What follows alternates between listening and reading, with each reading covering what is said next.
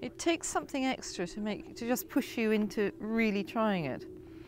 And I'd been working on a museum project on the history of Scottish food, a project we called the Good Scots Diet. And in the course of that, I discovered that in the late 18th century, people in rural Scotland were doing rather well. Their diet was quite broad and very wholesome.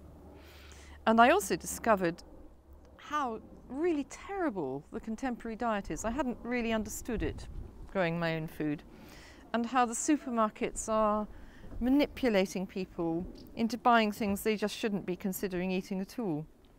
And I got so angry about it, I was stamping around saying, you know, we ate better in Scotland in the late 18th century than we do now.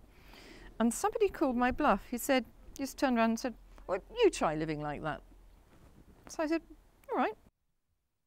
It brought together lots of other threads in my life, like my interest in old artefacts and old ways of doing things.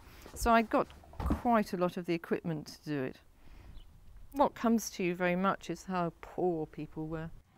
I did acclimatise to it, and the first 3 months, sort of January, February, March, the novelty saw me through.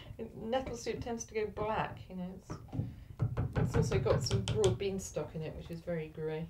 The best part was how sociable it was, I think, that the world and its mother wanted to come and see me because I was doing this strange thing and dressing up, you know. So every friend sort of turned up, and people I didn't really know as well. So I met lots of interesting people, had lots of good conversation. No, much more so than my everyday life. That was wonderful.